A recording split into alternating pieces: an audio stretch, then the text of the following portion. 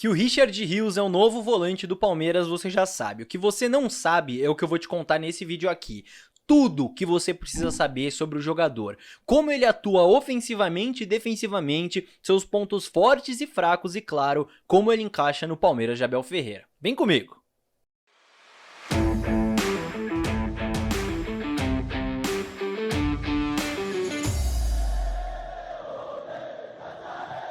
Salve, salve você que acompanha a Análise Verdão, meu nome é Leonardo Suzuki, sejam muito bem-vindos a mais um vídeo. Essa é uma daquelas análises que você só encontra aqui no Análise Verdão, então já se inscreve, não quero nem perder tempo, já inscreva-se aqui no canal que eu tenho certeza que você vai gostar, certo? E é o que eu falei, esse conteúdo você só encontra aqui uma análise completa do Richard Rios que está chegando no Palmeiras agora, e é uma análise que está dividida em 4 partes para a gente entender essa chegada do volante: ataque, defesa, pontos positivos e pontos negativos / pontos de atenção ali, certo? Dentro de tudo isso, você vai entender qual que é a melhor maneira dele se encaixar nesse Palmeiras do Abel Ferreira e vai poder concluir por conta própria se foi um bom reforço ou não.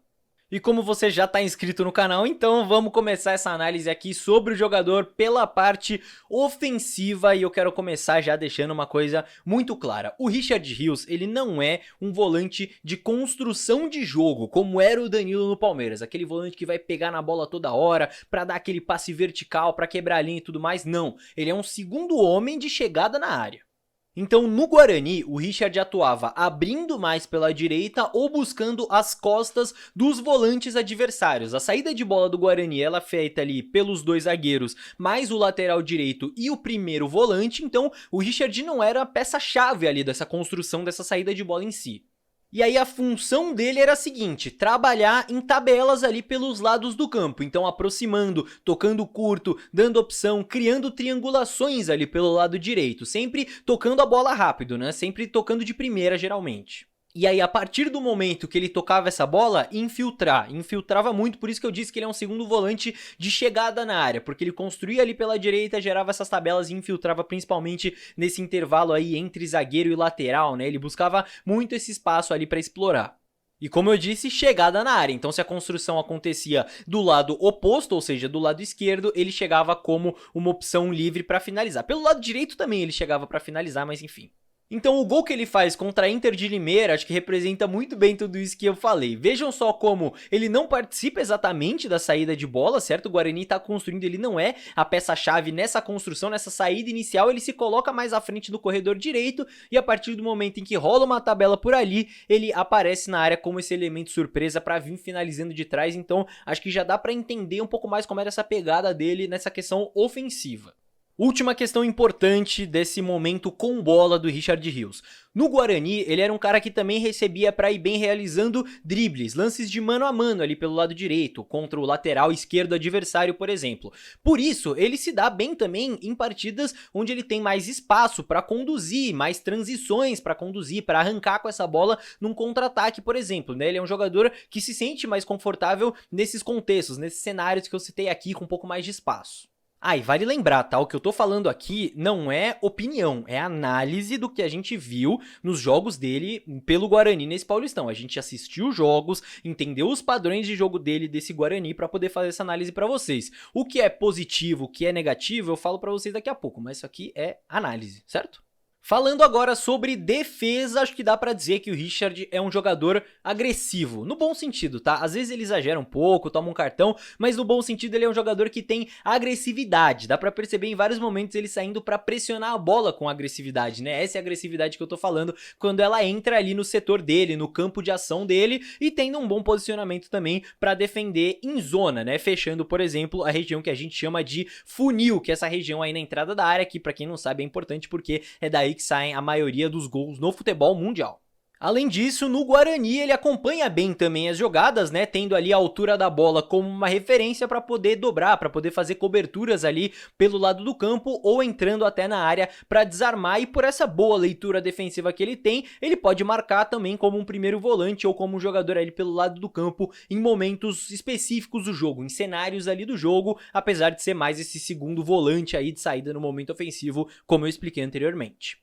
E acho que os números defensivos, que a maioria já deve ter visto dele, acabam corroborando essa análise que eu fiz, essa leitura de que ele é realmente um jogador que pressiona bem, inclusive em transição defensiva, né, reagindo bem pós-perda, enfim, tendo um índice bem legal de desarmes. Mas enfim, agora que eu falei de características ofensivas e defensivas do Richard, vamos entender os pontos positivos e negativos dele pensando no contexto do Palmeiras. E a primeira, quem tá esperto aí assistindo o vídeo já pegou. É impossível não comparar a função do Richard com a função que o Gabriel Menino tem hoje no Palmeiras, tá? A movimentação dos dois é muito similar. Claro que o Abel, ele pode mudar isso, né? Tá contratando o Richard agora, o Abel pode transformar ele num camisa 5, pode transformar ele num jogador de outra função, enfim. Isso é uma coisa que não tem como a gente prever, né? O jogador que vai ver ali nos treinamentos, com o Abel, com a comissão e tudo mais. Mas hoje, o Gabriel Menino é um segundo volante no Palmeiras, um camisa 8 que no momento ofensivo se posiciona mais à frente, nas costas dos volantes adversários. E o Richard também, no Guarani, ele é um jogador que é um segundo volante e que se posiciona um pouco mais à frente, ou por dentro ou pelo lado, como eu mostrei pra vocês nos lances, certo? Então é complicado não comparar, né? Imagino que, pelo menos inicialmente, ele deve exercer uma função similar ali no ataque, né? Um 8 que vira meio-meia, que encosta ali pra tabelas pelos lados do campo, entra na área pra finalizar, enfim. Mas é bom lembrar que eu tô falando de função em campo, não de características dos dois. Então a função deles, posicionamento, a gente pode comparar. Mas em questão de característica, o Richard tem menos qualidade com a bola no pé do que o Gabriel Menino, por exemplo, mas tem mais agressividade, é mais concentrado, posiciona-se melhor pra defender, enfim. Acho que deu pra entender? São funções similares, mas características diferentes entre os dois. Tô tentando trazer um comparativo aqui pra ficar um pouco mais palpável pra vocês.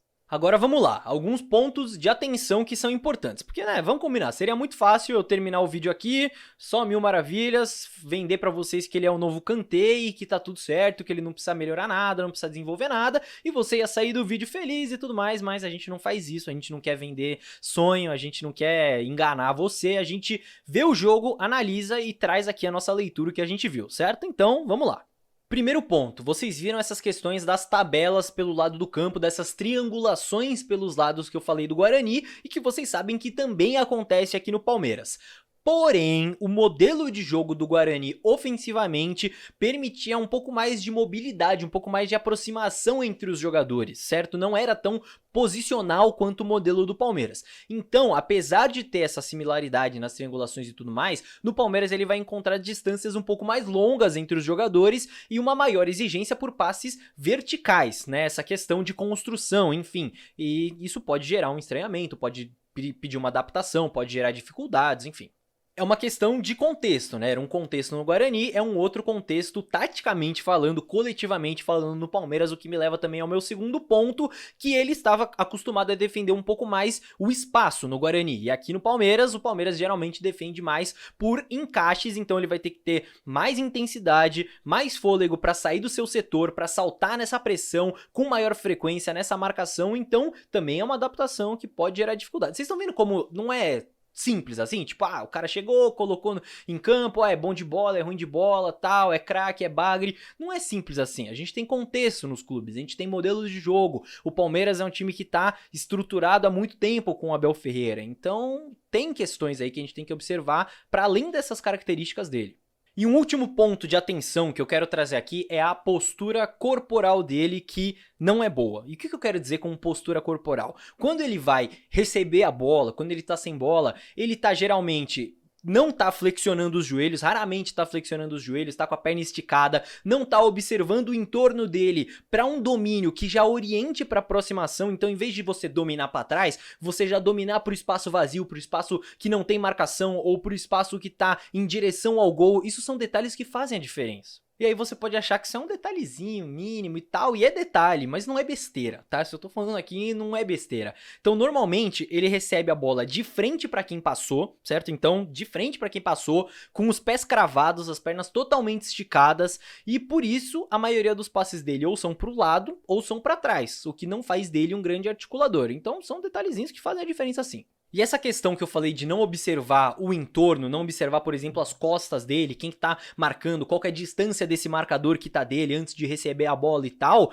não permite, como eu disse, que ele domine a bola onde não tem marcador, pro lado onde não tem marcador, ou pro lado mais próximo do gol, enfim, o que eu já falei aqui, e isso gera muito jogo de costas pra ele, né? Ele tem muitas vezes que jogar de costas pra marcação, sem girar o corpo, e claro, isso pode gerar um problema ali com a marcação adversária e tal, pode acabar perdendo lances nesse sentido. E por isso, toda essa questão que eu falei, ele não é um grande articulador, é um jogador mais de infiltrar, de receber essa bola na frente, de ser um elemento surpresa e de participar menos da construção. Mas é o que eu falei, ele é jovem, só tem 22 anos, claro que ele pode desenvolver tudo isso, o Abel pode desenvolver tudo isso nele. Tô falando das características, né, da maneira que ele chega. Mas enfim, é isso. Acho que eu falei bastante, deu para dar um panorama geral, certo? Quero que você agora tome a sua conclusão. O que você acha do jogador e comente aqui, quero que você opine, certo? Falei aqui ofensivamente, defensivamente, pontos positivos, pontos a evoluir, certo? Fui isento, fui claro, imparcial, então eu quero saber a sua opinião aqui nos comentários, certo? Um fato A. Tem um fato aqui. Você não viu essa análise em mais lugar nenhum, né? Vamos combinar, eu falei no comecinho do vídeo, esse é o conteúdo que você só encontra aqui, então vale o seu like, vale a sua inscrição aqui no canal, não custa nada, são só 2 cliques e você me ajuda muito, porque dá uma trabalheira danada fazer umas análises dessas aqui, várias inclusive, então likezinho, inscrição e vambora. No mais, tô esperando a participação de todos aqui nos comentários pra gente trocar uma ideia sobre o Richard Rios e vejo todos num próximo vídeo, fechou? Tchau, tchau.